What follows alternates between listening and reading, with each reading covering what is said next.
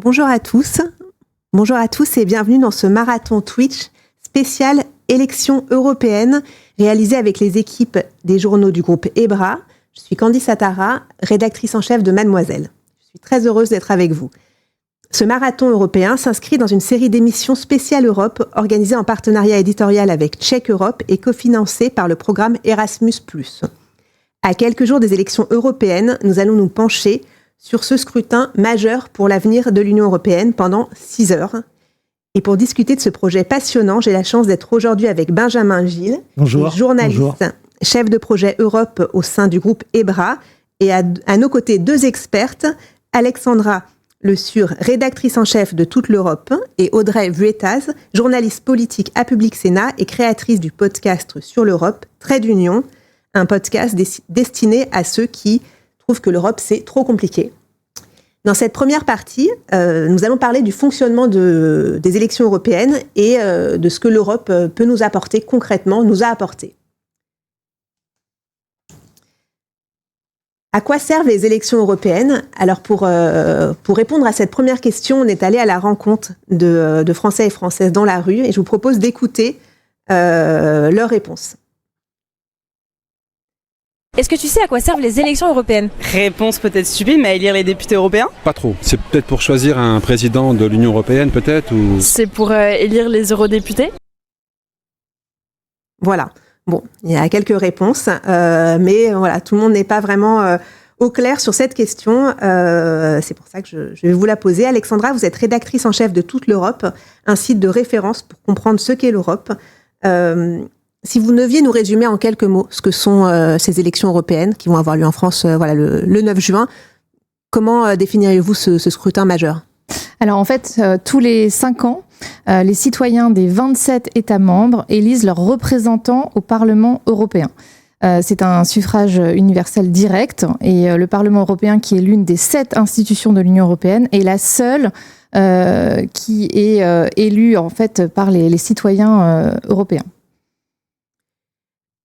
Quand est-ce qu'on vote le 9 juin ? Il y a des pays où on vote plus tôt. Comment ça se passe ? Alors en fait, ça va se dérouler du 6 au 9 juin. Donc dans 3 semaines, très bientôt. Et ce sont les Pays-Bas qui vont être les premiers à voter le jeudi 6 juin. Les Pays-Bas, historiquement, votent en semaine. Donc c'est ça, ils votent historiquement le jeudi, hein, c'est ça, c'est ce que j'avais Exactement, vu. Et donc c'est eux qui vont démarrer. Et puis ensuite, donc pour les Français, ça va se passer le 9 juin.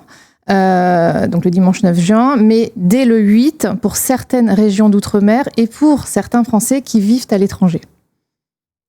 Alors nous allons voter pour des députés européens. Je vous propose d'écouter une vidéo. Une vidéo qu'on a réalisée du coup avec Raphaël pour le groupe EBRA. On a lancé un TikTok en fait qui s'appelle Je m'en fous des européennes. Donc voilà, on fait un peu des vidéos un peu humoristiques et pour inciter les jeunes à s'intéresser à cette matière. Et du coup, fin avril, il était présent à Strasbourg pour la dernière session. Et il a rencontré des eurodéputés et il leur a demandé c'est quoi un eurodéputé. Donc voilà, on peut écouter leur réponse.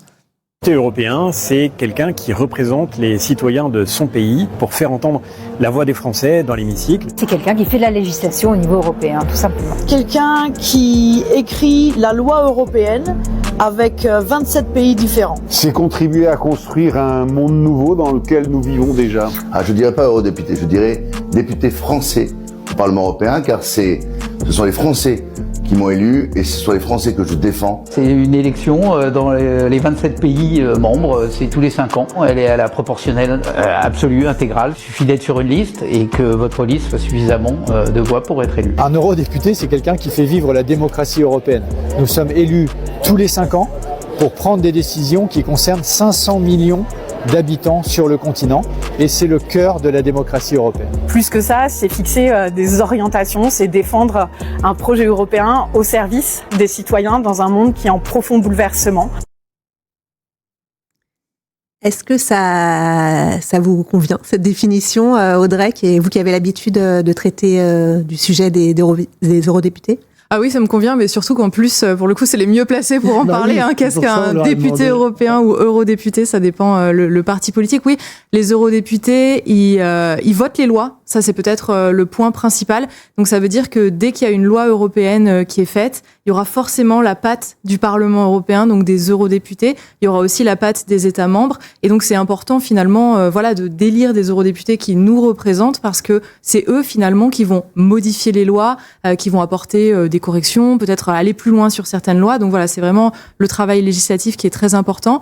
Ils contrôlent aussi, ils votent aussi le budget. Donc, ils votent aussi où est l'argent, où va l'argent, plutôt sur la PAC ou plutôt sur le développement des régions, par exemple. Donc, c'est eux aussi qui valident, en tout cas, où est-ce qu'on répartit l'argent. Donc, ça aussi, c'est hyper important. Alors, il s'est passé quelque chose d'important samedi 18 mai. Les listes des candidates aux élections européennes ont été officiellement publiées au journal officiel. Qu'est-ce que c'est une liste ? De quoi parle-t-on exactement quand on parle de liste ? Les listes, en fait, c'est ce qu'on va mettre dans notre enveloppe qu'on va mettre dans l'urne. Donc, il faudra en choisir une. On n'a pas le droit d'en mettre 2, 3. Il faut vraiment faire son choix parmi... alors, on a du choix. Il y en a 37. 37 donc, c'est ça. il y aura quand même du choix pour être élu. Et donc, sur cette liste, qu'est-ce qu'on trouve ? C'est une feuille A4 comme vous avez sur votre bureau. Et il y a 81 noms. Parce que, en fait, on va élire 81 eurodéputés. Donc, si une liste faisait 100%, elle aurait toute sa liste avec tous les noms sur la liste qui seraient élus. Donc, en fait, il va falloir choisir parmi ces 37 listes avec 81 noms dessus. Et puis, on met un seul de ces papiers dans l'enveloppe. Et c'est ça qu'on va mettre dans l'urne. Et en fait, plus une liste fait de pourcentage, donc plus elle arrive haut, et plus elle va avoir d'eurodéputés sur sa liste. C'est un seuil électoral, c'est ce qu'on appelle le seuil électoral. Exactement, c'est un suffrage à la proportionnelle. Donc, par exemple, en gros, un schématisme, et les calculs, c'est pas vraiment ça, mais une liste qui va faire 10%, elle va faire passer les 10 premiers de sa liste. Voilà. Et si jamais elle fait 100%, elle fait passer les 81 premiers. Ça arrive pas trop normalement. Et en France, si tu as moins de 5%, tu n'as pas d'eurodéputé, c'est ça, pas d'éliminé. Et il y a eu remboursement, il faut faire un certain pourcentage pour être remboursé, je crois, c'est 3%. C'est 3%. Il faut faire 3% minimum pour avoir ses frais de campagne partiellement remboursés, je crois, c'est ça ? En partie, ouais. Okay. Mais en tout cas, la liste qui ne fait pas 5%, elle est éliminée, elle a personne, elle n'a aucun eurodéputé. Donc il faut faire au moins 5%. Ça, c'est en France, je crois que ce n'est pas le même système partout en Europe, c'est ça ? Non, chacun fait un peu comme comme il veut, selon le pays. Différent selon le pays, exactement. Et tout le monde peut présenter une liste ? Quelles sont les conditions ? Alors, il faut être âgé de 18 ans. Il faut être citoyen de l'Union européenne. Donc, pour la France, être français ou habiter depuis 6 mois en France. Donc, ça veut dire qu'un Européen vivant en France peut être candidat en France. C'est le cas, par exemple, de Sandro Gozzi. Oui. Voilà. Et puis, dans les autres conditions, tout ce qui concerne les droits civiques, ça, c'est aussi une condition importante. Ok. Et après, la liste doit être paritaire. Oui, la liste doit être paritaire. Alors justement, dans les questions, je vois dans le chat, il y a une personne qui demande pourquoi il y en a autant. En fait, c'est parce que s'il y avait encore plus de personnes qui avaient présenté 80 personnes, on aurait pu avoir 50 listes. Il n'y a pas de limite. Non, il n'y a pas de limite. Et il y a 5 ans, en 2019, il y en avait 34. Ouais, 34 on s'était déjà dit que c'était beaucoup. C'était et cette le record année, national, je crois, déjà. Oui. Et cette année, il y en a 37. Et la France, c'est le pays où il y a le plus de listes. Tout pays confondu, on est les premiers. Cocorico, on a 37 listes. Mais comme vous m'expliquiez, on n'est pas forcément, c'est pas forcément les listes qu'on va retrouver dans notre bureau de vote. On va pas forcément retrouver ces 37 listes le jour du vote, le jour du scrutin. C'est ça. En fait, il y a eu un tirage au sort pour connaître l'ordre d'affichage des listes, donc ça qui a été déterminé. Et après, effectivement, en fonction des bureaux de vote, elles ne seront pas toutes affichées. En fait, c'est les candidats, c'est les partis politiques ou alors les candidats, s'ils n'ont pas de parti, qui payent pour les bulletins, pour ce qu'on appelle la propagande. En fait, c'est l'affiche que vous allez voir ou alors là où ils mettent leur programme. Donc ça, c'est aux partis politiques. Donc en général, ils ont les moyens. Ou alors au candidat de le faire lui-même. Ce qui fait qu'il y a certains, on dit petits candidats, le terme est pas terrible, mais ceux qui ont pas de parti derrière eux, qui vont devoir payer avec leurs propres sous. Et donc faire une avance, parce que s'ils font pas 3%, ils seront pas remboursés. Ouais, c'est ça. Donc c'est vrai que c'est quand même de l'argent à mettre. Et il y a certains bureaux de vote où ils auront peut-être pas l'argent de mettre leurs bulletins dans tous les bureaux de vote. Donc il y a peut-être des bureaux de vote où il y aura pas 37 papiers. Et pour certains, il faudra les imprimer. Ils vont les mettre sur Internet pour que les gens puissent les imprimer. Par contre, je crois que les mairies, elles ont l'obligation d'afficher, ou les bureaux de vote ont l'obligation d'afficher les 37... non, c'est ça, les 37 liste pour que les gens voient, c'est ça. Oui, ça c'est ça une peut être un obligation. casse-tête aussi pour des petites communes d'arriver à d'avoir la place, de mettre les 37 affiches de campagne des candidats. Ouais. Bah, ça a commencé, là on voit tous les panneaux. On voit les panneaux, c'est vrai que ça fait beaucoup. Ça va prendre plein de rues à mon avis. Alors vous me disiez en fait on doit élire 2 députés de plus. Oui, en fait, donc actuellement il y a 705 députés européens. On va en élire 720 au total donc pour cette nouvelle mandature. On a 79 députés européens français actuellement et on va en élire 81. Pourquoi ? Parce qu'en fait, on tient compte tout simplement de l'augmentation de la population. Donc, dans 15 États membres, il va y avoir des eurodéputés en plus. Voilà. Donc, dans 3 pays, il y aura 2 députés européens en plus, et dans les 12 autres, un eurodéputé en plus. Et puis, j'allais dire, il n'y a pas le même nombre d'eurodéputés selon les pays. Voilà, exactement, en fonction de la taille en fait, de la population du pays. Donc en Allemagne, on va élire 96 eurodéputés, c'est le pays dont la population est la plus importante. Mais par exemple à Malte ou à Chypre, on va élire seulement 6 eurodéputés. Donc ça prend en compte la population, la taille du pays de la population. Ouais, d'accord. Ouais, et donc absolument. La France, c'est le 2e pays où il y a le plus d'eurodéputés, c'est ça ? Oui, derrière l'Allemagne. Derrière l'Allemagne. Et pays où il y a le plus de listes. Oui, c'est vrai. C'est passionnant. C'est vrai que quand on a 6 députés européens, c'est pas forcément pas le même enjeu. Qu'est-ce qui se passe une fois que alors c'est une question qui revient beaucoup aussi nous parmi nos lecteurs. Une fois que les députés sont élus, ils sont tous d'un parti. Qu'est-ce qui se passe dans l'hémicycle ? Est-ce qu'ils rejoignent des groupes politiques ? Concrètement, que se passe-t-il ? En fait, il faut imaginer que les partis qu'on connaît, les partis par exemple LR, Renaissance, le Parti Socialiste, les écologistes, le RN, ils appartiennent tous à ce qu'on appelle des familles politiques européennes qui se sont regroupées en se disant moi je suis de droite en Allemagne, toi t'es de droite en France, on va se regrouper ensemble, on va créer un Europarti, ça nous permettra de peser plus, d'être plus nombreux. Donc au Parlement européen, il y a pour l'instant, ça peut changer, il y a 7 groupes politiques. Et en fait, chaque parti qu'on connaît va rejoindre sa famille une fois qu'il va arriver au Parlement européen. Donc, je vous donne des tout petits exemples, mais par exemple, les Républicains, ils vont rejoindre le PPE, c'est le Parti populaire européen. Les socialistes Place Publique, ils vont rejoindre les sociodémocrates, donc le groupe SED, et ainsi de suite. La France Insoumise, ils vont rejoindre le groupe de la gauche. Alors, ils vont rejoindre chacun une des familles politiques dont soit ils appartiennent, soit avec qui ils ont fait alliance. Et ensuite, ils vont siéger comme ça dans le Parlement européen, un peu comme on voit à l'Assemblée nationale, avec l'extrême droite et la droite plutôt à droite du président ou de la présidente, jusqu'à par affinité politique, ça fait tout un hémicycle. Voilà. Donc en gros, tout ce qu'on imagine en France, faut le transposer au niveau européen. Et c'est pour ça que peut-être un parti qui arrive en tête ou qui est assez puissant là, on le voit dans les sondages, comme le Rassemblement national, ne sera pas forcément celui qui aura le plus de pouvoir, parce qu'il sera peut-être dilué dans ce gros parti qui aura peut-être rencontré moins de succès dans les autres pays.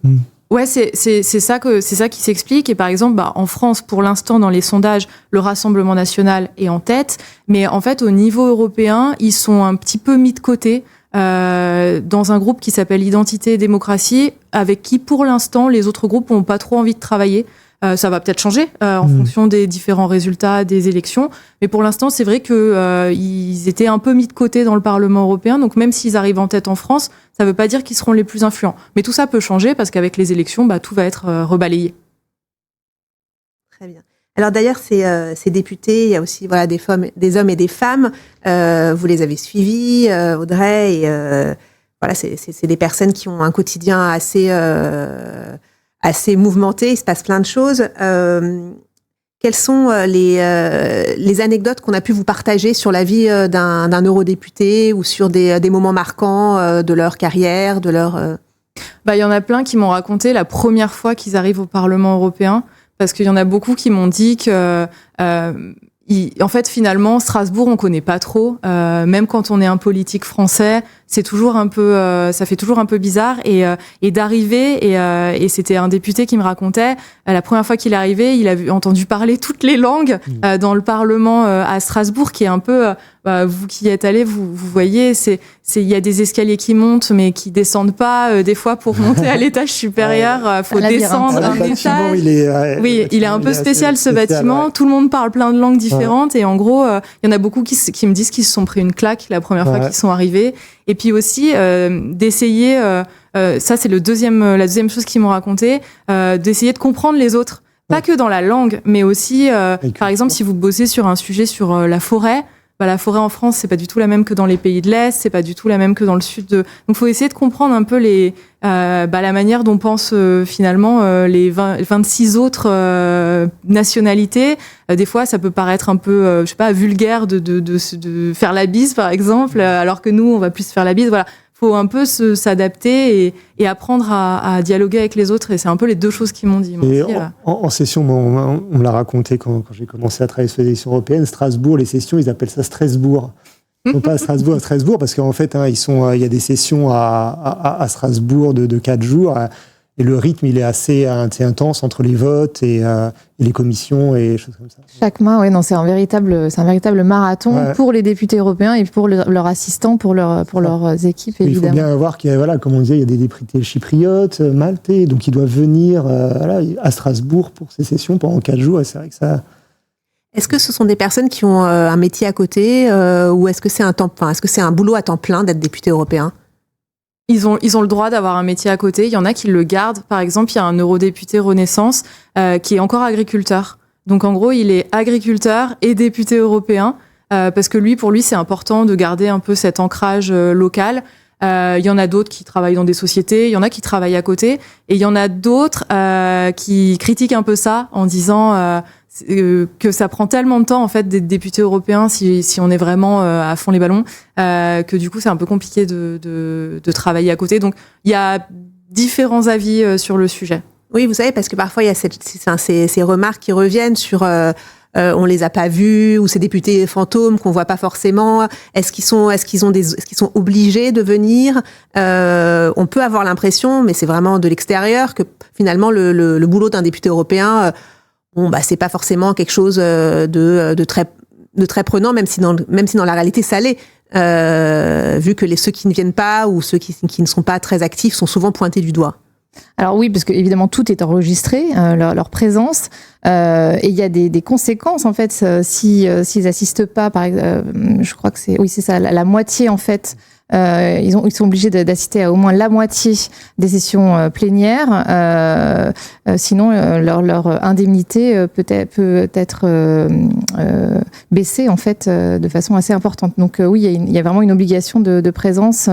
Et puis même pour travailler avec les autres eurodéputés, ils sont obligés d'être là et d'assister aux commissions parlementaires. À tous les échanges, puisque leur travail, c'est vraiment de trouver des compromis. Donc, ça demande d'être présent, d'aller discuter à la fois à Bruxelles et à Strasbourg. Ouais, il y avait une eurodéputée qui me disait, en fait, il y a plein de compromis qui se font dans les couloirs.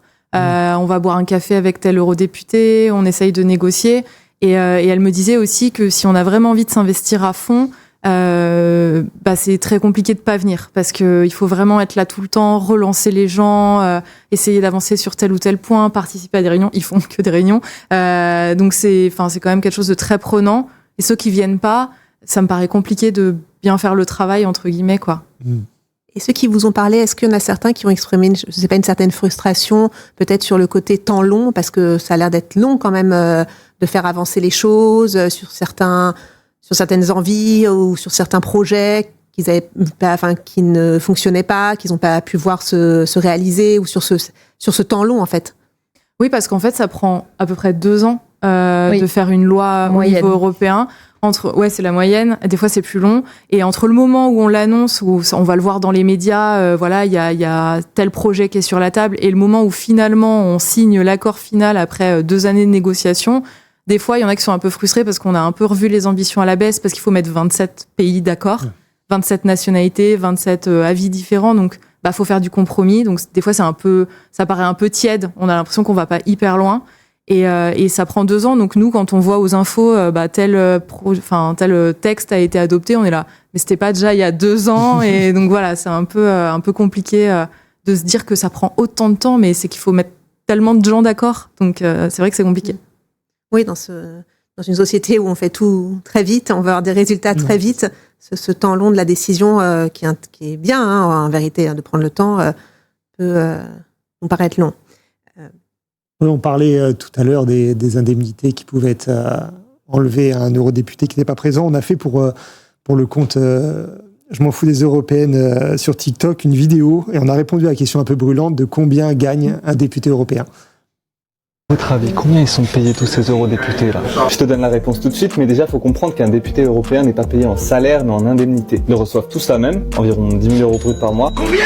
Depuis juillet 2023. Attention, cette somme baisse bien sûr à 7 850 euros net après déduction des cotisations sociales et impôts européens, auxquels s'ajoutent parfois des impôts nationaux supplémentaires, donc ça varie. Pour comparer, les députés de l'Assemblée nationale française sont rémunérés 7 500 euros par mois. En plus de cela, les députés européens ont aussi le droit à des indemnités destinées à couvrir leurs dépenses liées à l'exercice de leurs fonctions. Combien? 4 950 euros par mois. Dans ces dépenses, il y a entre autres les déplacements, la location de bureau, l'achat de matériel ou l'organisation d'événements dans leur circonscription. Ils ont aussi le droit à l'indemnité journalière qui est de 350 euros par jour. Là, c'est pour payer l'hôtel, assez cher pendant les périodes de plénière, j'en ai fait les frais. Mamma mia! Et les repas pour chaque jour de travail au Parlement, à Strasbourg ou à Bruxelles. Et en bonus, à la fin de son mandat, chaque eurodéputé a droit à une indemnité transitoire équivalente à 1 mois d'indemnité par année de mandat pendant 2 ans maximum. Par contre, et heureusement, l'absentéisme au Parlement est sanctionné. Les députés perçoivent la moitié de leur indemnité s'ils assistent à moins de la moitié des séances plénières sur un an sans justification valable. Et c'est leur vote qui permettent de vérifier s'ils sont là. Les mauvais comportements aussi, par exemple une insulte raciste dans l'hémicycle,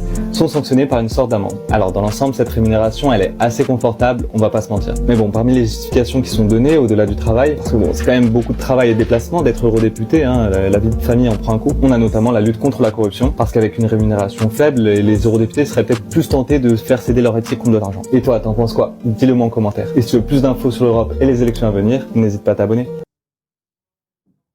Oui, c'est très bien résumé. Ouais. C'est ça. C'est qu'il y a vraiment un salaire de base, comme pour tous les élus.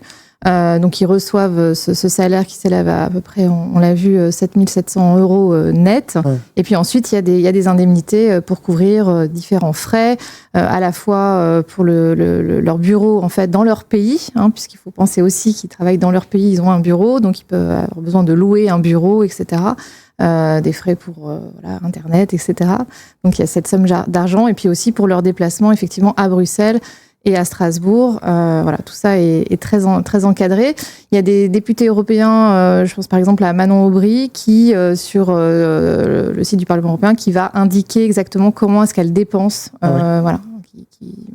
Mais c'est pas obligatoire. Non, c'est pas obligatoire. Il y a des pays où il y a une transparence, où il y a une demande de transparence sur les dépenses, où il y a des pays qui sont plus...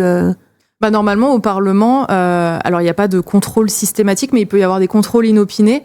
Et là, vous êtes obligé de montrer des justificatifs. Après, c'est vrai que pour l'instant, il y a 705 députés, donc je ne sais pas si les contrôles sont faits tous les jours, entre guillemets, mais sur le papier, il doit y avoir des contrôles justement de cet argent. Après, il y a certains députés, parce qu'il y a eu des réformes à chaque fois du Parlement pour essayer de durcir un peu les règles sur de l'argent, parce que c'est de l'argent public. Il y a certains députés qui aimeraient même aller plus loin, que ce soit beaucoup plus transparent. C'est notamment le cas, il y a la gauche, le groupe de la gauche, donc là où il y a la France Insoumise. Il y a aussi les écologistes qui poussent beaucoup pour qu'il y ait plus de transparence. Et il y en a d'autres qui disent que ce sera un peu trop contraignant, beaucoup de paperasse finalement, parce que faut tout noter, faut tout garder, faut tout consigner pendant 5 ans. Donc voilà, il y a un peu différents avis sur le sujet. C'est sûr que c'est un sujet brûlant. On va passer à la mobilisation des Européens. Est-ce que vous avez l'impression, Audrey, que les Européens sont plus mobilisés qu'il y a 5 ans? Alors moi c'est un peu biaisé parce qu'il y a 5 ans moi j'y connaissais rien à l'Union européenne. Je savais même pas nommer les 10 eurodéputés, donc j'ai peut-être un peu trop le nez dedans, mais j'ai quand même l'impression que en tout cas on en parle pas mal de ces élections. Il y a eu la crise agricole aussi qui a lancé très tôt la campagne. Il y a eu la crise agricole, il y a eu le Covid où finalement on a vu qu'il y avait cette histoire de vaccination en commun, il y a eu la guerre en Ukraine qui fait qu'on doit penser plus tout seul mais peut-être à plusieurs on est un peu plus fort. Donc c'est peut-être des sujets qu'on entend plus, qui sont plus européens, plus internationaux et dont on parle plus en France que les autres années. Mais j'avoue que 2019, je me souviens plus trop parce que c'était pas mon sujet de prédilection. Quoi. Après 2019, la participation avait finalement été assez forte par rapport à ce qui avait été espéré. On a été à 50% à peu près de mobilisation, c'est ça, hein? Oui, c'est ça, c'était plus important. Ouais. Oui, moi je dirais effectivement qu'on en parle plus par rapport à 2019. On a aussi un président qui parle plus d'Europe. Donc ça aussi, je pense que ça compte aussi dans les différentes discussions qu'on entend, etc. Et de façon générale, les médias en parlent plus, pas assez, mais davantage. Et puis oui, ce qu'on a dit, la guerre en Ukraine, etc. Après, je crois que par rapport à... Il y a une prise de conscience aussi importante, ce que c'est que d'être européen. On a une guerre à nos portes. Mais par rapport à 2019, j'ai l'impression que les sondages sont meilleurs, en fait. C'est toujours une participation assez faible, mais supérieure à ce qu'ils avaient imaginé en 2019. Donc c'est peut-être de bon augure pour la participation, en tout cas, pour le scrutin. Quelle était la participation en 2019 ? C'était 51, il me semble. C'était ça, 50. Oui. Voilà. Et là, les sondages indiquent... Je crois qu'on est à peu près aux alentours de ça, non ? Entre 45 et entre 45, je crois. Ouais, donc après, il y a toujours la marge d'erreur. On est encore à 3 semaines. Donc ouais, c'est ça. Et par rapport aux autres pays européens, est-ce qu'on a un pays qui vote plus ? Ou est-ce qu'il y a des pays qui votent beaucoup plus ou d'autres qui votent beaucoup moins ? Quels sont les pays les mieux, enfin, on va dire les mieux lotis en termes de participation ? Sur toute l'Europe, justement, avec des couleurs. Je crois que dans les pays du Nord, ils votent beaucoup plus que nous. Et en même temps, on se situe peut-être dans une moyenne, je dirais, parce que peut-être qu'en Espagne, Portugal, ça vote peut-être un peu moins. Ça vote, oui, un petit peu moins. Oui, de façon générale, c'est plutôt la tendance, c'est dans les pays nordiques, effectivement. Après, il y a des pays où le vote est obligatoire, donc ça fausse un peu les cartes. Hein. Dans quel pays le vote est obligatoire ? Il y a 4 pays. Alors, je les ai. La Belgique. Attends, je les ai. Je crois. Vote obligatoire. Belgique, Bulgarie, Grèce et Luxembourg. Oui, c'est ça. Voilà. Et puis il y a aussi des pays où on peut voter à 16 ans. Voilà. Ouais, la Belgique, l'Allemagne. Et c'est vrai que ça nous paraît presque étonnant, le vote dès 16 ans. C'est intéressant, c'est 17 ans en Grèce, je crois aussi. Est-ce que vous pensez que le prochain scrutin, on sera sur des élections où on votera à 16 ans ? Où le sens de l'histoire va dans ce sens-là. C'est difficile. Ça a l'air tabou un peu en France, non ? Ouais, j'ai l'impression que c'est un peu tabou. Après, il y a des propositions de loi régulièrement pour justement élargir le corps électoral et faire voter dès 16 ans. Mais en général, ça va pas jusqu'au bout. Ouais. Alors nous, on est aussi allé demander aux Français et aux Françaises dans la rue s'ils allaient voter aux élections européennes. Donc je vous propose d'écouter ce qu'ils nous ont dit. Est-ce que tu as prévu de voter aux prochaines élections européennes ? Oui, tout à fait. Oui. Pas du tout. Moi, je pense qu'il ne va pas servir à grand-chose. Voilà, bon, c'est succinct, mais globalement, on a une personne là qui n'est pas très mobilisée. Voilà, on voit qu'il y a ce besoin quand même vraiment d'information, de pédagogie, et qu'il faut sans cesse rappeler les fondamentaux. On a une infographie, Alexandra, qui résume assez bien finalement les chiffres à retenir. Je ne sais pas si on peut la voir, cette infographie. On peut la montrer, mais sinon je peux vous la donner. Voilà, c'est celle-ci. C'est bon, ouais. Voilà. S'il y avait 5 chiffres à retenir, ce serait ceux-là ? Absolument, oui. C'est vraiment les principales informations sur lesquelles on communique. Donc, on l'a dit, il y a un seul tour. Ça, c'est important de le rappeler parce que souvent, les personnes se disent qu'il y aura. C'est la seule élection en France où il y a un seul tour. Exactement. Et voilà, donc il faut pas la louper. Donc, le 9 juin, ce sera le jour de l'élection, mais dès le 8. Et si on peut pas voter ?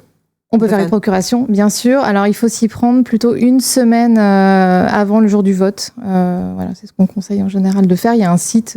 Oui, j'avais vu qu'on n'est plus obligé d'aller dans un commissariat. Tout à fait. En fait, on peut le faire directement en ligne, donc c'est quand même plus pratique. Il faut vérifier sa carte d'identité sur un site internet du gouvernement et qui permet d'éviter de se déplacer en gendarmerie. Mais il faut avoir une carte d'identité avec le format, vous savez, carte avec bleue. La puce RFID, c'est ça, les nouvelles cartes d'identité. Oui, avec les anciennes, ça ne fonctionne pas. Sinon, il faut se déplacer.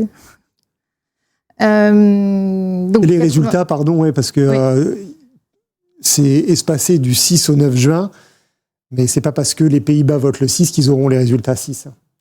tout le monde aura les résultats en même temps. C'est une question qu'on nous pose. Hein, et, tout le monde aura les résultats le 9 juin à partir de 20h. C'est hyper intéressant parce que sinon, il y a des électeurs d'un pays qui n'a pas encore voté qui peuvent influencer. Aux Pays-Bas, ils vont attendre 4 jours avant d'avoir les résultats. C'est ça, de ne pas vouloir aller voter le dimanche. Non, on aura des premières estimations vers 20h, puis il faudra attendre un petit peu pour avoir...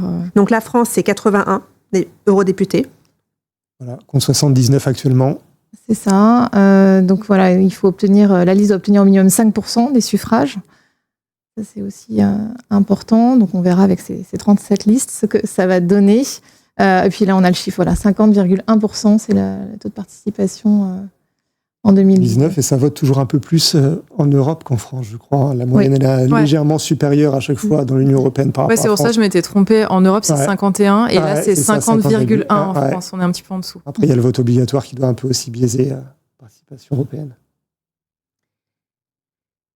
Voilà, ça approche, les élections approchent, les sondages se succèdent. On en est où globalement aujourd'hui? Parce que c'est vrai qu'on a énormément d'informations sur les sondages. C'est pas forcément facile de savoir, d'avoir une vue d'ensemble de quelles sont les grandes tendances. Quelles sont les grandes tendances si on devait les résumer en quelques mots? On voit qu'il y a le Rassemblement national qui est très en tête, qui est autour de 30% à peu près. Après, il y a des sondages tous les jours, donc ça bouge un petit peu, mais on va dire l'idée générale. Mais ça ne veut pas dire qu'ils seront les plus puissants au Parlement. Ça ne veut pas dire qu'ils seront les plus puissants au Parlement. Ensuite, en deuxième position, assez loin derrière, on peut dire, il y a la candidate Renaissance, donc c'est Valérie Ayé, c'est la candidate du parti présidentiel. Elle est plutôt autour de... Oui, si on peut revoir les têtes de liste à peu près. Ouais, peut-être... Si on peut revoir les têtes de liste. Parce que c'est vrai qu'il y a des gens qui ne la connaissent pas forcément. Elle était déjà eurodéputée depuis 2019. Et là, très récemment, elle a pris la tête du groupe Renaissance, le côté français, au Parlement européen. Après, en troisième position, il y a le candidat du PS Place Publique. En fait, ils ont fait une liste commune. Donc, c'est Raphaël Glucksmann. Donc, lui, il est plutôt autour de 15,5-16% à peu près. Vous me dites si je me trompe, mais en gros, comme ça bouge un petit peu, on donne les grandes lignes. Et ensuite, il faut aller assez bas, je dirais. Donc, on a Manon Aubry pour la France Insoumise. On va dire qu'il y a aussi François-Xavier Bellamy pour les Républicains. Et je dirais aussi Marie Toussaint pour les écologistes qui sont à peu près... entre 5 et 8%, ça dépend, donc je veux pas trop m'avancer. Vous m'arrêtez si jamais je me trompe. Oui, non, mais c'est... Et après, on a deux candidats, Marion Maréchal Le Pen pour le parti Reconquête, qui est le parti d'Éric Zemmour, et Léon Desfontaines, qui est le candidat du Parti communiste français, qui, eux, s'approchent des 5%, donc qui ont des chances, finalement, d'avoir 5 ou 6 eurodéputés. Donc voilà, ça c'est... à peu près les listes qui pourraient faire 5%, il y en a peut-être d'autres, mais c'est vrai que pour l'instant, d'après les sondages, c'est les listes qui pourraient avoir des eurodéputés. Après, parmi les autres, on a dit qu'il y a 37 listes, donc peut-être qu'il y en a qui vont créer la surprise aussi, et qui vont faire leurs 5%, et puis les autres vont faire un petit peu moins. Voilà. Et si c'est pas le Rassemblement national qui a le plus gros groupe au Parlement, ce serait plutôt vers quel groupe que ça irait selon vous? Alors c'est là qu'il faut un peu se projeter, parce que nous en France on n'a plus trop le clivage gauche-droite avec les Républicains ou le Parti socialiste, mais ça existe encore pas mal au Parlement européen, et pour l'instant ça devrait rester comme ça, mais après on sait jamais, il y a des surprises, les gens votent ce qu'ils veulent. Pour l'instant c'est le Parti populaire européen qui est le premier groupe. Et c'est, on va dire, la droite, les chrétiens démocrates, enfin la droite comme les républicains chez nous. Actuellement. Ça, c'est actuellement, c'est le premier, et ça devrait rester comme ça, sauf gros accident. Et pour l'instant, le deuxième groupe, c'est les sociodémocrates, donc c'est là où il y a le Parti socialiste à l'intérieur, qui pour l'instant est le deuxième groupe, ça aussi, ça pourrait changer. Et le troisième groupe, pour l'instant... Il pourrait devenir le premier ? Non, pas sûr. Il pourrait devenir le troisième plutôt. D'accord. Voilà. Et pour l'instant, c'est le troisième groupe, le troisième plus important, c'est le groupe Renew. Donc c'est le groupe où il y a les députés d'Emmanuel Macron à l'intérieur. Ça aussi, ça pourrait changer. D'accord, c'est un peu ce trio de tête qui est pas encore totalement, on n'est pas totalement sûr de l'ordre. Et il peut aussi y avoir des partis qui sont plus bas pour l'instant, mais qui prendraient plus d'importance. Alors là, c'est pareil, c'est très difficile à imaginer, mais le parti Reconquête d'Éric Zemmour, pour l'instant, il a un eurodéputé qui a fait alliance avec un parti qui s'appelle ECR, c'est les conservateurs réformistes. Et si vous vous intéressez un petit peu à l'Italie, la première ministre italienne, Giorgia Meloni, elle est dans ce groupe-là. Et en fait, il est très important et ça pourrait devenir le troisième groupe le plus important du Parlement. Donc, il pourrait faire une remontada, entre guillemets. Voilà. Et tout ça, ça se met en place, j'ai envie de dire, le 10 juin. En fait, au lendemain, tout se met en place assez rapidement et on a un Parlement constitué presque aussitôt. C'est quoi le timing ensuite? En fait, il faut attendre la prochaine session du mois de juillet qui va être ce qu'on appelle une session constitutive où là, déjà, on va élire le président et la présidente du Parlement européen. Qui est en ce moment, peut-être à la rappeler. Roberta Metsola. Voilà. La Maltaise Roberta. Voilà, c'est ça. Du groupe du Parti populaire européen, PPE. Le même groupe, d'ailleurs, que Ursula von der Leyen, qui est la présidente de la Commission européenne. Et le même groupe que François-Xavier Bellamy. Comme ça, on s'imagine. Voilà. C'est tout la même famille politique. Voilà.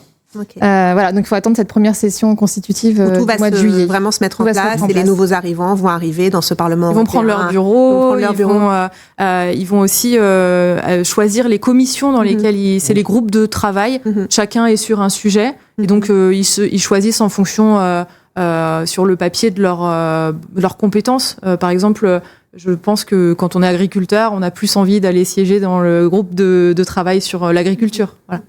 Une autre petite question, est-ce que vous savez aujourd'hui quel est le plus jeune député européen? Est-ce qu'on sait?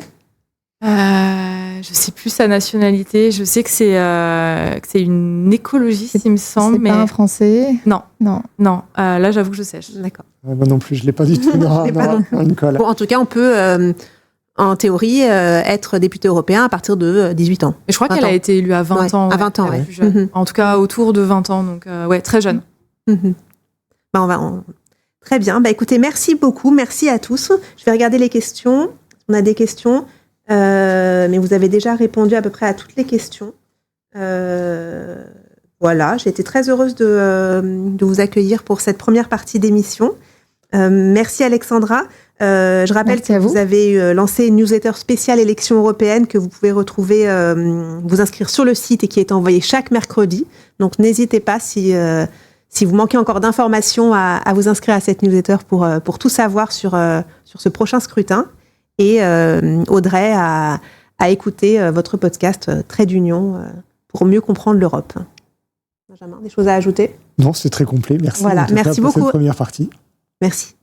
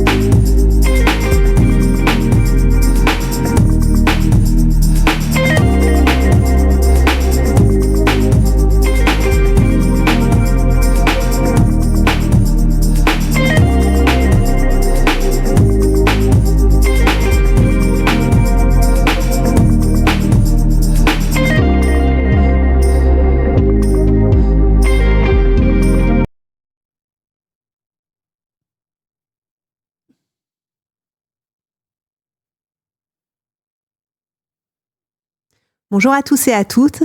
Bienvenue sur ce marathon Twitch, ce live où on va parler des élections européennes pendant 6 heures. Ça fait déjà 1 heure. Il va encore avoir 5 heures.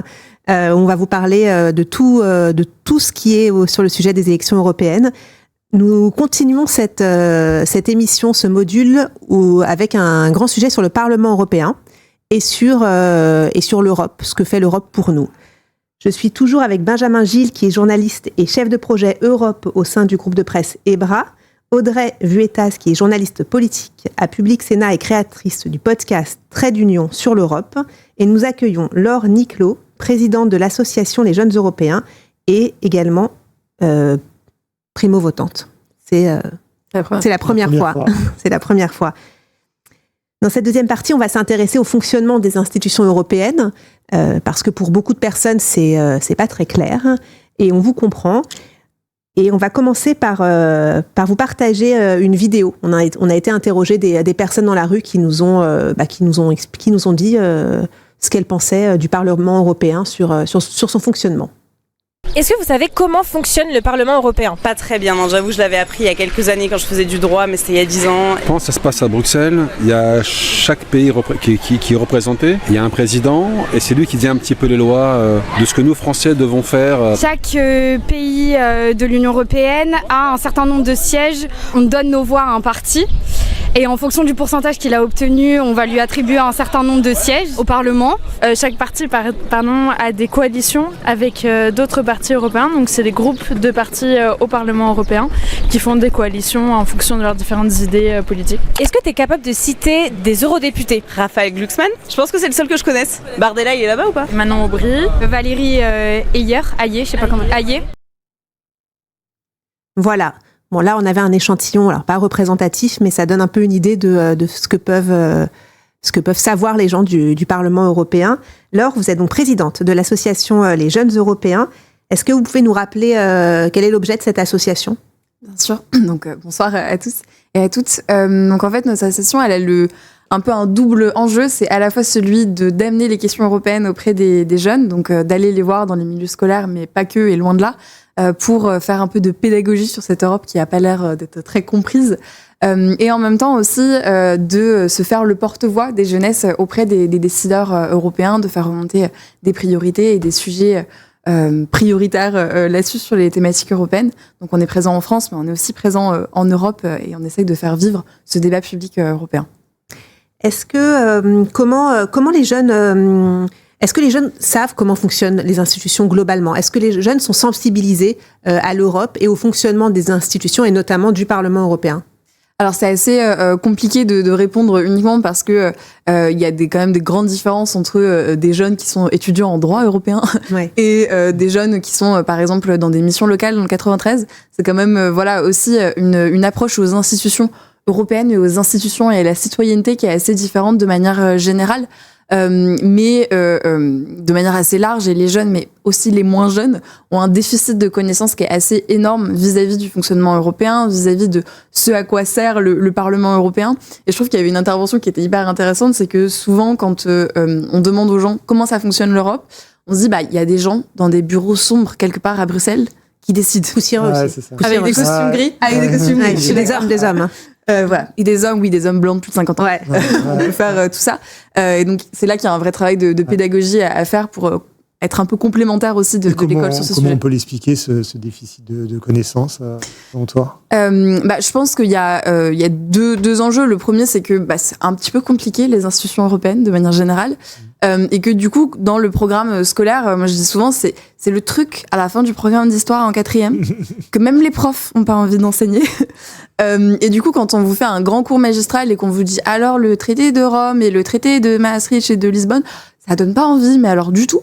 Nous, ce qu'on propose, c'est plutôt une approche par l'éducation populaire, par les méthodes non formelles, par le jeu, pour donner des informations sur c'est quoi ces pays européens avec lesquels on prend des décisions, c'est quoi ces institutions, et aussi par la simulation de Parlement européen, en fait, qui est un très très bon outil de prendre une centaine d'élèves et de les mettre dans le rôle directement d'un parlementaire européen, pour se rendre compte de à quoi ça sert, que ça peut être sur des sujets qui les touchent directement, et qu'ils aient ce lien beaucoup plus direct avec la politique européenne. Audrey, vous avez pu remarquer vous aussi qu'il y avait un déficit d'information sur les institutions. Alors on a parlé juste avant beaucoup des députés. Peut-être que là, les gens en connaissent un peu plus, mais sur le fonctionnement des institutions et sur ce ce Parlement européen qui à la fois forcément, c'est pas très lisible ce qui se passe là-bas. C'est vrai qu'on comprend pas trop. Déjà, il y a beaucoup de gens qui ont du mal avec la politique nationale, l'Assemblée, le Sénat. Mais alors là, maintenant, on rajoute encore une strate avec la Commission, le Parlement, le Conseil. Et alors, il y a un truc qui est très drôle, c'est qu'en termes de nom d'institution, au niveau européen, on a un Conseil européen, un Conseil de l'Union européenne et un Conseil de l'Europe qui est pas du tout dans l'Union européenne. Donc c'est vrai que si on avait voulu faire les choses plus compliquées, je pense qu'on n'aurait pas fait autrement. Donc c'est vrai qu'il y a quand même, c'est assez compliqué à comprendre. Et je suis d'accord. Souvent, quand on nous explique l'Union européenne, on nous montre un organigramme avec des bâtiments. Et en fait, c'est pas ça donne pas très envie de s'y intéresser. Moi, c'est pareil, quand on me parle du traité de Maastricht, je suis là, ou des règles budgétaires, voilà, c'est très compliqué. Alors qu'il y a peut-être d'autres manières, en racontant des histoires ou avec des fortes personnalités. On a eu plein de personnalités européennes qui étaient très importantes et qui peuvent, du coup, quand on leur raconte leur histoire, ça nous permet de comprendre aussi la manière dont ça fonctionne. Peut-être rendre les choses un peu plus humaines aussi. Parce que c'est vrai que quand on voit des bâtiments, en plus, ils sont pas très, visuellement, ils sont un peu arides les bâtiments européens. Donc c'est vrai que quand on voit que ça, c'est un peu compliqué. Cette explication assez chronologique de toute l'histoire peut facilement nous faire baisser les bras. Avec des traités, avec des directives, des règlements. C'est à part pour les amateurs de droit, je pense que c'est assez compliqué, ouais. J'en profite pour vous dire à tous ceux qui nous regardent, n'hésitez pas à poser des questions. On est là pour vous répondre. Je vous propose du coup d'écouter une vidéo ou de nous en parler, du compte Benjamin. TikTok, donc on a essayé, en tout cas, on a demandé à Raphaël de résumer le fonctionnement du Parlement européen en 2 minutes top chrono. Pas facile, mais il l'a tenté, je crois qu'il a réussi. Là,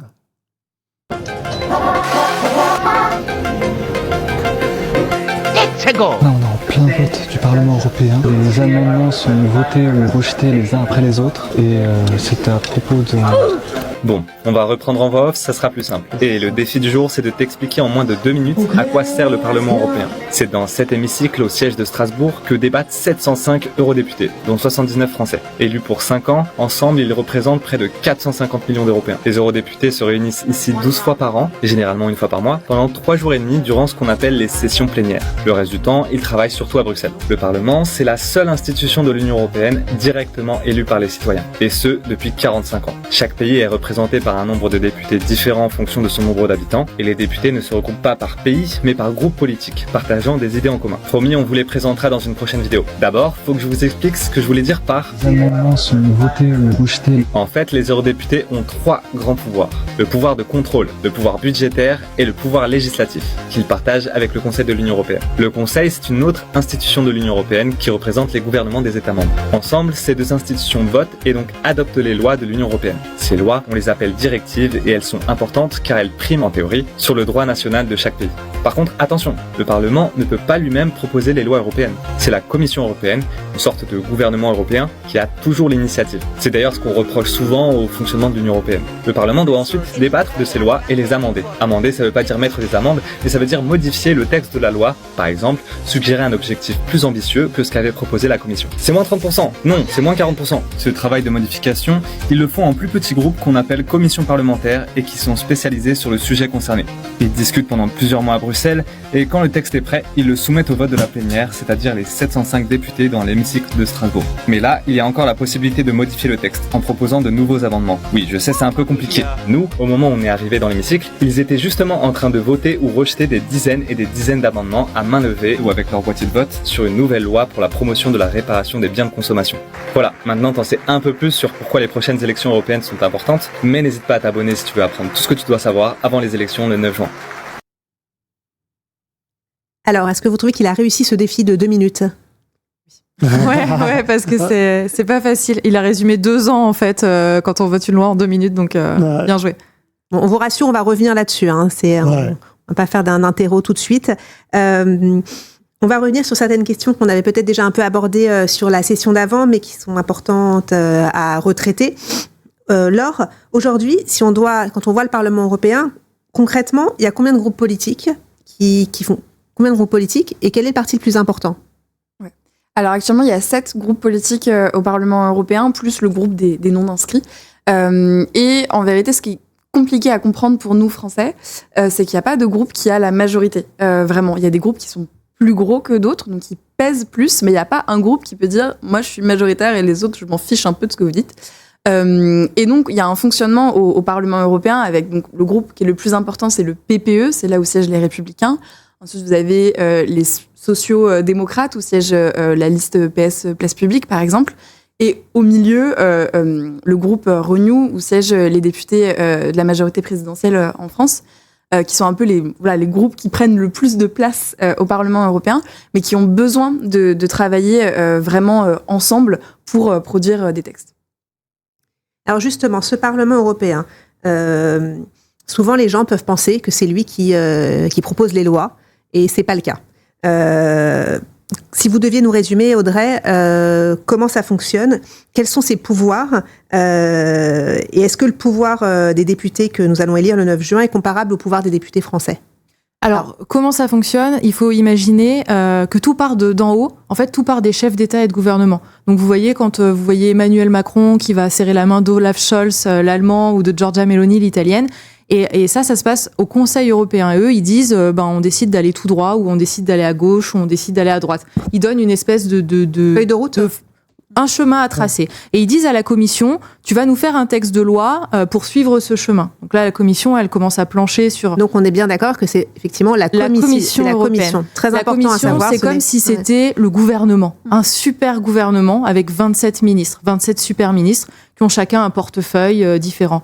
Il y a un ministre. Pourquoi il y en a 27 et qu'il y a 27 pays de l'Union européenne ? C'est parce qu'il y a un ministre, donc un commissaire, vu que c'est la Commission, par pays. Donc en France, il s'appelle Thierry Breton et il est commissaire au marché intérieur et à la défense. Donc c'est lui, par exemple, qui tape un peu sur les doigts de X ou de TikTok quand il respecte pas certains règlements.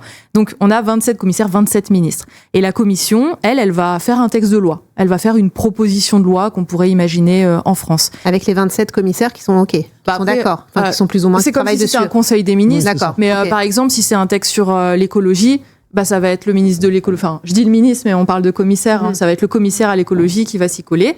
Et donc, ils font une proposition, comme en France, en fait, quand on fait une proposition de loi. Et ensuite, cette proposition, ce texte, elle va être étudiée par le Parlement, donc le Parlement européen, et par le Conseil des ministres. Donc, en fait, là, il faut s'imaginer, on a parlé de nos textes sur l'écologie, il va être donné au Parlement, qui va le modifier en disant, moi, je veux que ce soit plus écologique ou je veux que ce soit moins écologique. Et au niveau du Conseil des ministres, c'est les ministres de l'écologie de tous les pays, donc il y en a 27, qui vont aussi faire leurs modifications. Et à la fin, on a donc ce texte qui arrive de la Commission, qui est modifié par le Parlement, qui est modifié par les ministres de chaque pays. Et il faut arriver à une copie commune. Donc, ils se réunissent dans une réunion qu'on appelle un trilogue. Et en gros, personne ne sort de cette salle tant qu'on n'a pas trouvé de texte commun à la virgule près. Ça peut prendre énormément de temps. Des fois, ils y reviennent dans cette salle. Mais il faut avoir ce texte final où tout le monde s'est mis d'accord. Donc souvent, c'est beaucoup de négociations encore au dernier moment. Et ensuite, une fois qu'on a ce texte, tout le monde va revalider ça dans son Parlement ou dans son Conseil des ministres. Et à la fin, on a un texte de loi. Donc c'est pour ça que ça prend du temps. Ça prend 2 ans, en général, pour faire une loi. Donc, si je résume bien, effectivement, le Parlement ne vote pas de loi. C'est la Commission. Le Parlement ne propose pas de loi. C'est la Commission. Justement, le Parlement, il peut la modifier, mais il n'a pas le droit de dire, moi, je veux faire une loi sur ça. Il y a certains députés qui aimeraient bien et qui poussent justement pour ça en disant, en France, on est élu directement, pourquoi on n'aurait pas le droit de proposer des lois ? Donc ça, c'est un peu le sujet chaud. C'est la grande différence avec les députés français. Eux proposent des lois. Mais par contre, il y a une petite différence, c'est que un député français, il n'a pas le droit, quand il y a le gouvernement qui est nommé, il n'a pas le droit de dire « moi, je veux pas tel ministre ». Alors que le Parlement européen, il a le droit de dire « moi, je veux pas tel commissaire ». Ah, d'accord. Finalement, qui pèse le plus entre la Commission et le Parlement ? C'est dur à dire, Laure ? Je dirais que c'est compliqué à dire parce qu'une autre différence entre l'Assemblée nationale et le Parlement européen, si on les compare, c'est que dans le système français, à la fin, c'est l'Assemblée nationale qui a le dernier mot aussi sur les textes de loi. Et si je caricature, si le Sénat n'est pas d'accord, encore une fois, on peut s'en passer. Pas sur tous les textes, mais voilà. Dans le système européen, si le Parlement n'est pas d'accord, le Parlement n'est pas d'accord et le texte ne passera pas. Donc là-dessus, la Commission a du pouvoir parce que c'est elle qui va créer le texte, mais qui va aussi l'écrire en ayant en tête que si elle fait un texte hyper conservateur alors que le Parlement est hyper progressiste, de toute manière, elle va se faire retoquer, donc ça sert à rien. Et pareil sur le Conseil. Donc c'est vraiment une question d'équilibre là-dessus, politique et technique, puisque à la fin, on a besoin de l'accord de tout le monde pour avancer. Et on a besoin à la fin de cette loi où tout le monde est d'accord à la virgule près. Ouais, s'il y en a un qui n'est pas d'accord sur un mot, il faut retourner bosser le texte de loi. Est-ce que vous avez en tête des exemples de textes de loi qui ont pris un temps infini parce que il y a eu les députés, européens, les commissaires ne voulaient pas se mettre d'accord? Typiquement, le texte sur les quotas de femmes dans les conseils d'administration, c'est un texte qui a commencé à être travaillé et qui a été proposé pour la première fois par la Commission début des années 2000 et qui a été adopté pendant cette mandature, donc il y a 2-3 ans. Ah ouais. Parce qu'il y avait des très gros blocages au sein du Conseil, avec des pays qui ont une majorité importante et qui disaient non. C'est intéressant de voir que c'est un sujet sur les droits des femmes. Là-dessus, oui. Ouais. Mais c'est l'exemple que j'ai en tête, mais ça arrive qu'il y ait vraiment des directives qui mettent très très très longtemps à être adoptées. Le Parlement, il est quand même puissant. Est-ce que dans l'histoire, il y a eu des événements assez marquants où le Parlement a montré toute l'étendue de son pouvoir? Est-ce que vous avez des exemples à nous raconter? En fait, comme je vous disais, le Parlement, il a le droit de retoquer des commissaires. Donc, il y a déjà eu un précédent. Il y a 2 histoires. Donc, la première, c'est la plus récente. Ça s'est passé en 2019. En fait, la France, elle a proposé un nom de commissaire. Elle s'appelait Sylvie Goulard. Et le Parlement a refusé sa candidature pour plein de raisons. Mais il a pu la retoquer. Il a dit non, vous nous proposez quelqu'un d'autre. Et c'est la raison pour laquelle on a choisi Thierry Breton. Parce que le Parlement voulait pas de cette commissaire. Et il y a une autre histoire, c'était en 98, où là, le Parlement, il a tellement tapé du poing sur la table qu'il a fait démissionner toute la commission. Donc c'est comme si l'Assemblée nationale avait fait démissionner tout le gouvernement. En fait, il y avait des affaires autour de cette commission, il y avait des soupçons d'emploi fictifs, et le Parlement a tenu bon, a dit qu'il allait mettre une motion de censure, donc faire démissionner finalement toute la commission. Ça a pas marché une première fois, et puis ça a failli marcher une deuxième fois. Et là, la commission, devant le tollé, elle a dit on démissionne nous. Donc en fait, le Parlement, donc les gens qui avaient été élus directement par les citoyens français et tous les citoyens européens, ont fait démissionner une commission. Donc c'est vrai que souvent, quand on dit la Commission européenne, elle décide de tout, elle nous impose tout, faut se dire aussi que le Parlement, il a ce pouvoir finalement de faire démissionner la commission si jamais il y a des dérives ou des choses qui vont pas. Ouais. Donc c'est un pouvoir très important du Parlement. Il fait pas que voter les lois, il peut aussi contrôler la Commission européenne s'il voit qu'il y a des dérives et taper du poing sur la table, voire même pousser à la démission. Et puis il contrôle le budget aussi. Il valide le budget. Par exemple, s'il n'est pas d'accord avec le budget, il dit non et ça peut faire des gros blocages. Donc il y a aussi ce rôle-là finalement. On fait pas n'importe comment sans consulter. Le Parlement a son mot à dire. Très bien. Les adversaires du projet européen avancent que 80% des lois françaises viennent de l'Union européenne. Et on parle de la prétendue perte de souveraineté de la France, rendue incapable de prendre des décisions sans l'aval de Bruxelles. Est-ce que c'est une fake news ou est-ce que c'est la vérité ? Non, c'est pas vrai. En fait, moi, ce que je dis souvent, c'est que dire que la France n'a plus aucune souveraineté dans l'échiquier européen, c'est un peu... c'est une volonté politique de le dire, parce que, Audrey l'a très bien dit, les députés français, ils sont 81 au Parlement européen, donc ils représentent quand même une influence importante s'ils décident d'y aller. Ça, c'est aussi une question de volonté politique. Et de l'autre côté, il y a le Conseil des ministres, donc pareil, les ministres français, ils ont une importance dans le Conseil, leur voix, elle compte, donc là-dessus, les ministres français, ils représentent aussi une majorité politique qui a été donnée par les citoyens qui ont été votés aux élections présidentielles. Et enfin, il y a ce troisième organe qui est le Conseil européen avec les chefs d'État qui donnent les grandes directions. Et ça, bingo, c'est encore des gens qui ont été élus démocratiquement. Et donc là-dessus, c'est des questions d'orientation et de choix qui sont faits ensemble. Et donc, il y a une certaine... volonté souvent des hommes et des femmes politiques quand la mesure est pas très très populaire de dire mais non mais c'est pas à nous, c'est l'Europe, elle a dit. Alors que en fait c'est des décisions qui sont prises en commun, et si la France ou d'autres pays européens sont vraiment contre une mesure, ils peuvent peser de tout leur poids pour que cette mesure ne passe pas. Encore une fois, un exemple sur les droits des femmes, mais la directive sur les VSS et sur la définition du viol.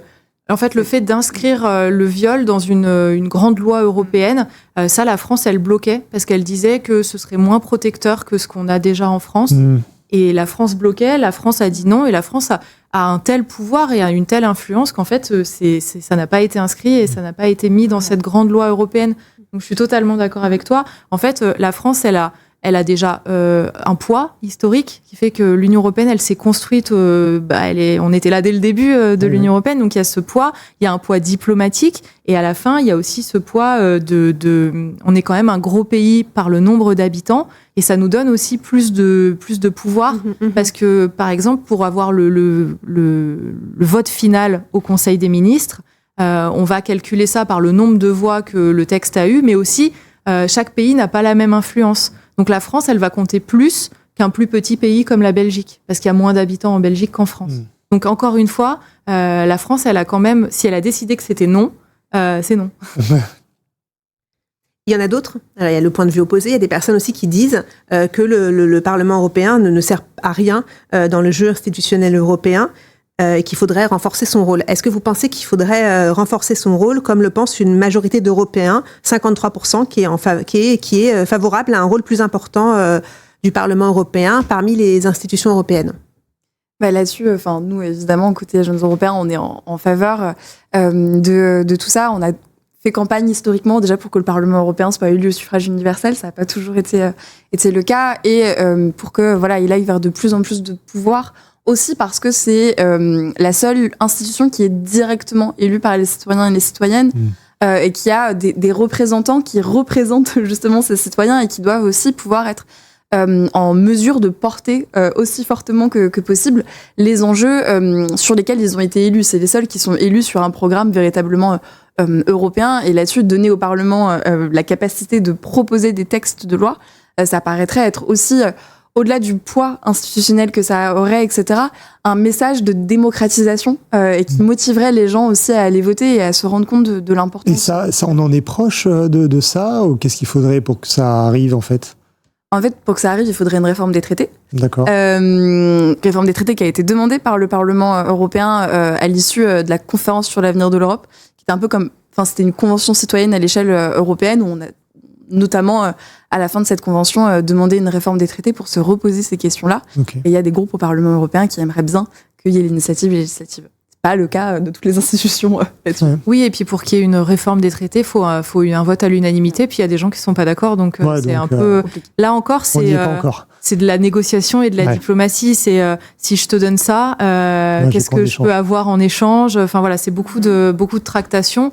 Après, le Parlement, au tout début, il était en effet même pas élu au suffrage universel. C'était une petite assemblée. Il a gagné du poids. Maintenant, il a le droit de faire démissionner une commission. Il valide le budget. Enfin, ça va toujours un petit peu plus. Donc, pourquoi pas, dans les années à venir, avoir le droit de faire des propositions de loi de son côté aussi. Néanmoins, il y a un sujet dont vous nous avez parlé, Laure, sur le déficit démographique européen. Car aujourd'hui, il y a peu d'instances de participation citoyenne ou de sanctionnement des leaders de l'Union européenne. Et ça, c'est aussi un sujet qui peut faire que les personnes aient l'impression que finalement le Parlement européen ne les représente pas puisqu'ils ne peuvent pas être sanctionnés. Est-ce qu'il faudrait faire évoluer ça également ? Oui, il y a la question du déficit démocratique européen qui se pose beaucoup. Alors vis-à-vis du Parlement européen, parce que et on l'a déjà dit, il y a un peu un sentiment d'éloignement qui est très fort. Le fait de ne pas avoir des députés qui sont directement reliés à une circonscription, de ne pas avoir un sentiment aussi de connaissance. Et là, on le voit, je pense, bien dans ces élections aussi. Il y a une très très faible notoriété de la plupart des têtes de liste, alors que la plupart sont des députés européens actuels. Et donc, ce lien citoyen, il manque un petit peu là-dessus via le Parlement européen. Et il y a aussi assez peu de moyens d'interpeller directement l'exécutif européen. Par exemple, nous, dans notre plaidoyer, on porte le fait aussi que la présidence de la Commission européenne, qui a quand même un poids symbolique et politique important, eh bien, elle puisse être élue directement par les citoyens européens quand on vote pour pour les élections européennes, et bien qu'on puisse dire chaque parti désigne une tête de liste et cette tête de liste sera forcément chaque parti européen s'entend sera forcément la présidente ou le président de la Commission européenne. C'est quelque chose qui est une pratique qui peut se faire. Les partis désignent des têtes de liste, mais si à la fin le Conseil européen, donc les chefs d'État, décident que non, elle me revient pas trop la tête du mec qui a été désigné par le PPE, par exemple, c'est ce qui s'est passé il y a 5 ans. Ce qui s'est passé en 2019. Eh bien, comment ça se passe aujourd'hui ? Vas-y, si tu veux. Explicateur. En fait, en 2014, c'est la tête de liste du parti européen qui arrivait en tête, qui est devenu président de la Commission européenne. Et on s'est dit qu'en 2019, ça allait être pareil. Donc le PPE qui arrivait en tête, je vous ai dit que c'était le groupe principal au Parlement européen. Il avait un candidat qui était Manfred Weber. Et en fait, ce monsieur, il doit être validé après par les chefs d'État et de gouvernement. Et il y a certains chefs d'État et de gouvernement, notamment le nôtre, qui n'étaient pas trop d'accord avec la personnalité. Ils préféraient quelqu'un d'autre. Et finalement, ils ont plutôt choisi Ursula von der Leyen, qui était pas tête de liste, et je crois même qu'elle s'était même pas présentée au Parlement européen. Elle n'était pas candidate du tout, ni même pour être eurodéputée, et c'est elle qui a été choisie. Elle a été choisie, elle a pas été élue, elle a été choisie. Elle a été choisie, et après elle a été validée par le Parlement européen, comme je vous disais, le fait que, en fait, c'est comme si on avait choisi le Premier ministre. Mais avant, on pouvait se dire que c'était la tête de liste du parti qui devenait Premier ministre directement. Et là, ça a été choisi par les chefs d'État, et c'est vrai que si on votait et qu'on se disait qu'on allait aussi voter en même temps pour le ou la présidente de la commission, peut-être que ça nous motiverait un petit peu plus à aller voter. Complètement, puis c'est aussi cette idée, on en parlait tout à l'heure aussi, de comment est-ce qu'on crée du lien et comment est-ce qu'on incarne aussi cette Europe. Et se dire qu'il y a quelqu'un qui fait campagne pour être président de la Commission européenne directement auprès des citoyens européens, c'est un symbole démocratique qui est aussi... Après, c'est un peu moins connu, mais demain, on a quand même un grand événement. Il y a le débat des Spitzenkandidaten, justement, qui est le débat des têtes de liste de chaque parti Parce que, qui, normalement, pourrait être président pour de la l'instant, on ne Commission. sait pas encore comment ça va se passer. On ne sait pas si il va y avoir ces têtes de liste qui auront finalement leur chance pour devenir président ou présidente de la Commission européenne, ou si les chefs d'État et de gouvernement vont dire c'est nous qui décidons. Le président de la Commission européenne, il est élu pour 5 ans aussi. Ouais. Ok. Il est nommé. Il est nommé pour 5 ans. Donc on ne sait pas trop finalement quelle manière va être choisie pour désigner cette personne. Mais en attendant, le Parlement européen fait comme si ça allait être le chef de chaque parti qui allait pouvoir concourir. Donc on fait comme si c'était, mais peut-être qu'à la fin, il y a, je sais pas, Giorgia Meloni ou Olaf Scholz qui vont dire non, celui-là il me revient pas et on met quelqu'un d'autre à la place. C'est vrai que démocratiquement, c'est un peu compliqué parce qu'on a voté pour des gens et finalement, c'est les chefs d'État qui choisissent à notre place, quoi. Et pour le président du Parlement européen, comment Pour le président du Parlement européen, il y a un système depuis quelques années aussi. Il y a beaucoup de pratiques et peu d'écrits aussi dans la politique européenne. Mais par exemple, sur la dernière législature, donc 5 ans, mais en vérité, il y a eu 2 présidents et présidentes du Parlement européen, puisque les 2 groupes qui avaient le plus de sièges, donc la droite et la gauche européenne, ont fait un accord pour se dire la première moitié du mandat, c'était la gauche qui avait la présidence, et la deuxième partie du mandat, et donc c'était la droite européenne, actuellement Roberta Metsola. Donc ça reflète aussi cette espèce de coopération, consensus. Oui, finalement, l'Europe, c'est le consensus. Oui, c'est vrai que c'est compliqué. Le compromis et le consensus. Ouais, c'est ça. Et moi, c'est vrai que c'est quelque chose que j'ai eu du mal au tout début parce que je me souviens, j'étais allée à un pot de départ d'un eurodéputé LR et en fait, ils le faisaient avec une eurodéputée PS. Et je me suis dit, quoi ? Ils font leurs adieux ensemble. En fait, ça me paraissait complètement... en France, à l'époque, la droite et la gauche, c'était un peu compliqué de les imaginer en train de... Ils se tutoient, ils se connaissent, parce qu'en fait, ils sont tout le temps en train de négocier ensemble. Donc finalement, même si les 2 groupes les plus puissants, ils sont forcément en train de... en tout cas, ils sont tout le temps en communication ensemble, ils se connaissent vraiment bien. Donc c'est vrai que c'est assez difficile, parce que quand on regarde en France, ils sont plutôt en train de s'alpaguer ou de s'invectiver. C'est pas du tout cet esprit-là au Parlement. Mais là, sur toutes ces mesures un peu que vous recommandez, sur le déficit démocratique, sur l'importance de donner plus de rôle, plus de pouvoir au Parlement, est-ce qu'on a des chances pour que ça évolue, ou est-ce que on a peu de chances que ça bouge, qu'il y ait des évolutions? Quelles sont les évolutions qui sont possibles? En fait, il y a 2 choses là-dessus. Enfin, ça, on l'a très bien dit, c'est il y a une grosse partie qui dépend de ce que le Conseil va vouloir faire ou pas. Donc ça dépend des chefs d'État, ça dépend des élections nationales à venir sur les prochaines années et de est-ce qu'on a plutôt des gens pro-européens qui ont envie de renforcer la construction européenne ou qu'on a plutôt des gens qui ont envie de la détruire. Et ça dépend aussi des équilibres au Parlement européen, de si on a un Parlement qui est très conservateur et anti-européen ou un Parlement qui a plus envie d'aller dans cette direction-là. Donc c'est qu'une question d'équilibre politique. On peut avoir un Parlement qui est très conservateur et anti-européen ? C'est possible ? Bah oui, parce que là, par exemple, quand on regarde la liste qui arrive en tête en France pour l'instant, d'après les sondages, elle est plutôt, je sais pas si on peut dire anti-européenne, mais en tout cas, voilà, elle est pas vraiment pour aller plus loin, Oui, mais c'est vrai que c'est assez paradoxal d'imaginer quel va être le boulot de personnes qui sont plutôt anti-Europe alors qu'ils siègent au Parlement européen. C'est vrai que c'est... Mais là-dessus, je pense que c'est quelque chose qu'on visualise pas suffisamment dans le débat public, mais c'est que avant, on avait ce grand débat Frexit ou pas Frexit, et les gens se positionnaient là-dessus. Aujourd'hui, il n'y a plus personne qui dit qu'on veut sortir de l'Union européenne. Par contre, il y a des gens qui ont une vraie volonté politique de la détruire de l'intérieur et de faire en sorte de bloquer le plus possible tout le travail qui pourrait être fait. Donc ça, c'est aussi un enjeu à avoir en tête, je pense. Oui, ils ont changé de stratégie. Avant, c'était on sort la France de l'Union européenne. Maintenant, c'est on va bloquer les choses de l'intérieur. Très intéressant. Maintenant qu'on a détaillé le fonctionnement des institutions, je vous propose qu'on parle un petit peu de ce que l'Europe change dans notre vie au quotidien. Un sondage disait que 71% des Français estimaient que les actions de l'Union européenne avaient un véritable impact sur leur vie quotidienne. Audrey, alors c'est énorme ce que fait l'Europe, parce qu'il y a des lois, il y a de l'argent, mais si on devait parler de quelques mesures concrètes, quelques lois fondamentales qui ont un impact sur notre vie quotidienne, lesquelles pourrait-on citer ? Alors, fondamental, je sais pas, mais les applications concrètes, en fait, il y a de l'argent qui est mis pour harmoniser les différentes régions de l'Union européenne. Donc, par exemple, celles qui ont le moins de routes ou qui sont le plus enclavées, l'Union européenne, elle va mettre des budgets pour développer les routes, développer les transports en commun et faire en sorte, par exemple, je sais pas, si on est en France, dans ce qu'on considère être la diagonale du vide, qu'on ait plus de transports en commun, plus de pistes cyclables. Ça, c'est pas des lois, c'est de l'argent. Mais c'est voté au niveau européen. D'où vient l'argent de l'Europe, c'est que chaque pays...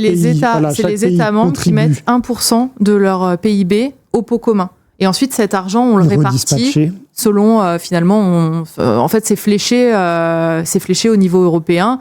Et c'est le Parlement qui valide, comme on l'a dit. D'accord. Et donc là, cet argent, il sert en fait à harmoniser, parce qu'évidemment, dans l'Union européenne, on a des régions qui sont très riches, très dynamiques, et puis d'autres qui sont peut-être un petit peu plus rurales, ou un petit peu plus enclavées, ou un petit peu plus pauvres. Donc c'est vraiment quelque chose qui va harmoniser. Et moi, je le savais pas, mais par exemple, cet argent, il a servi à sécuriser la promenade des Anglais à Nice après les attentats de 2016.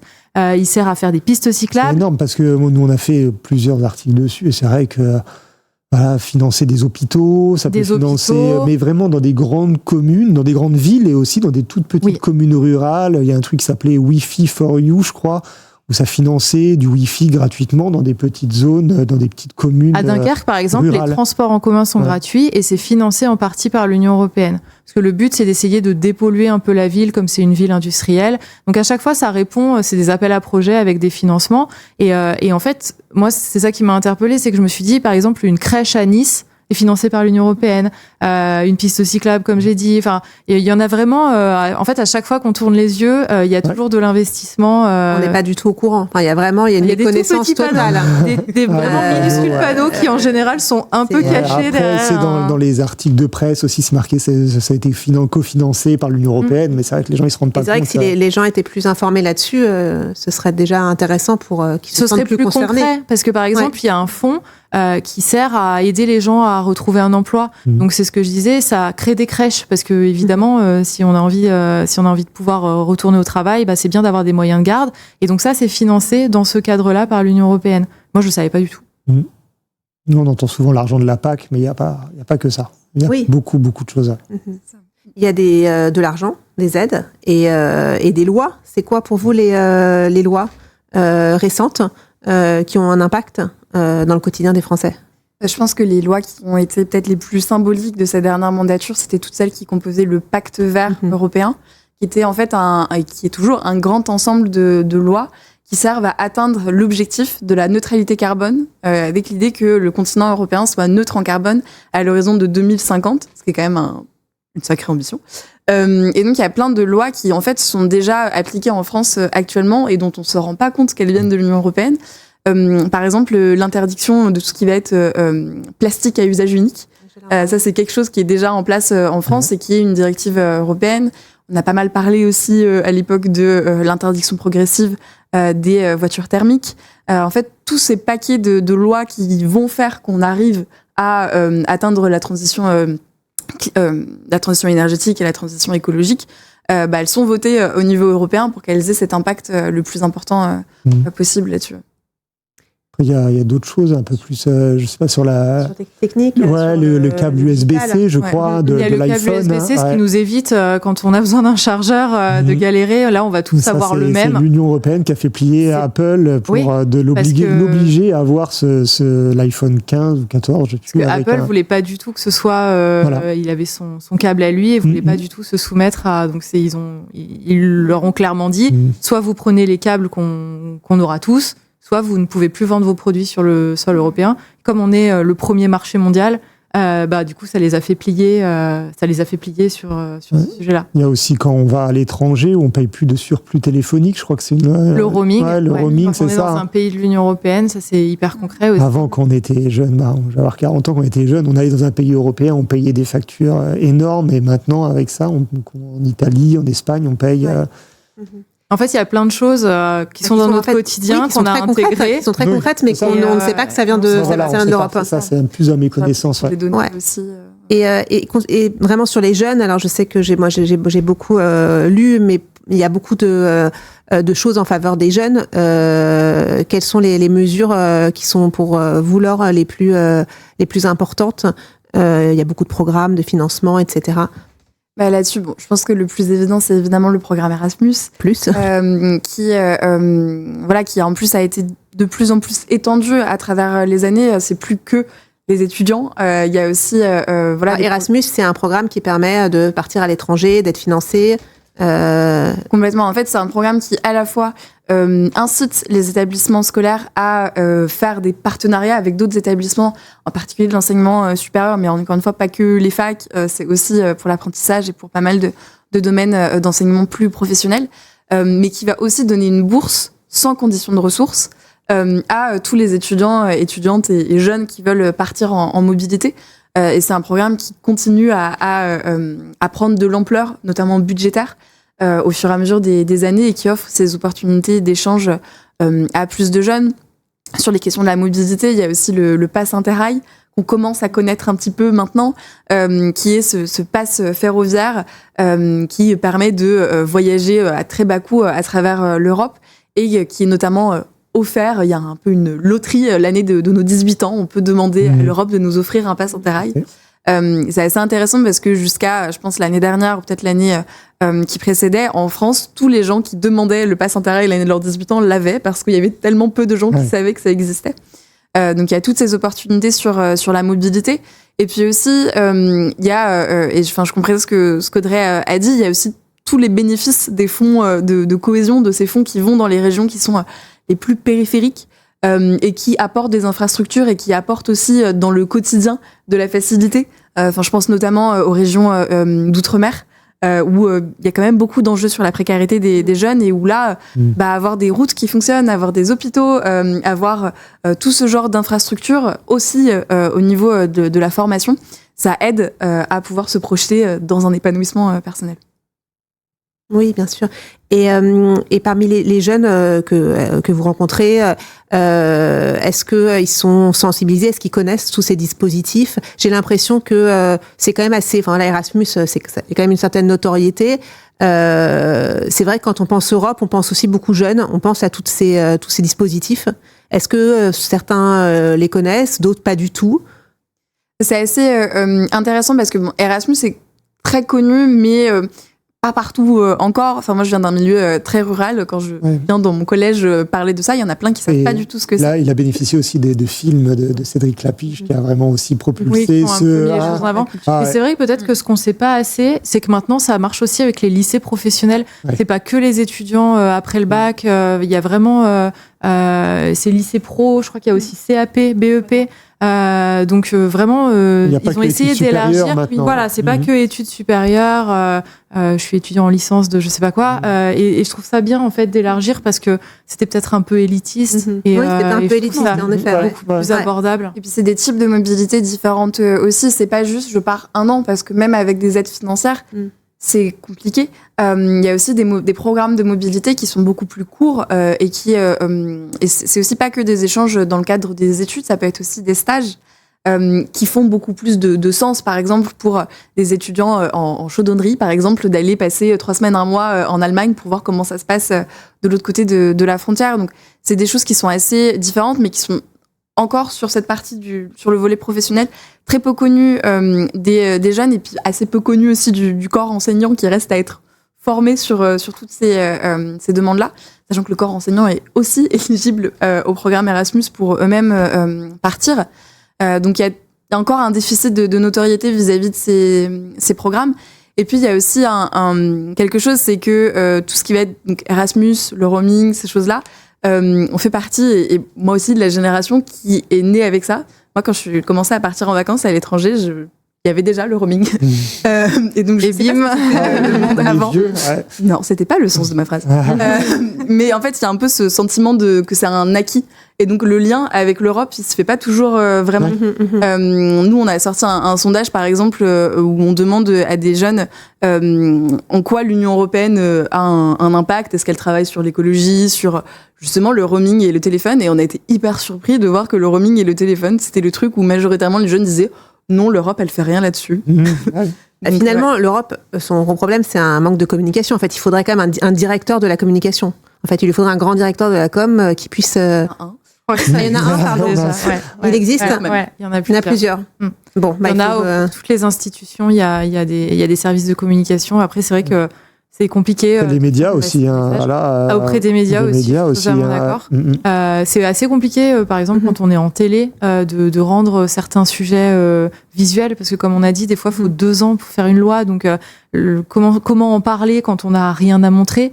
Et puis, c'est vrai que c'est aussi compliqué parce que j'ai souvenir, on me racontait une anecdote, c'était Mark Zuckerberg qui était auditionné au Parlement européen.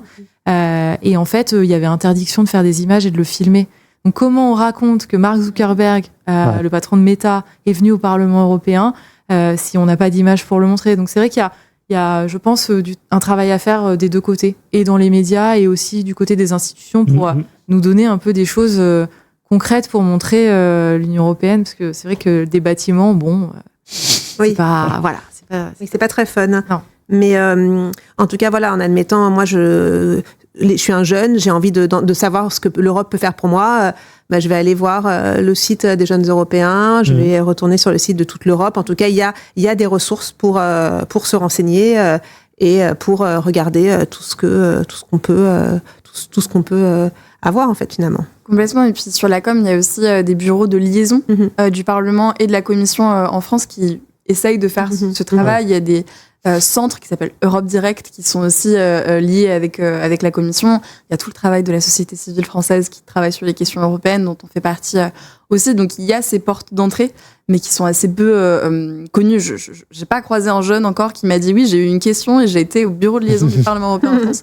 Un jour peut-être, mais voilà, il existe des choses et de la documentation et ce travail-là, il est fait, mais il est encore trop peu connu. Et vous avez l'impression que les médias sont un peu réticents à parler de ces sujets hors contexte d'élection européenne.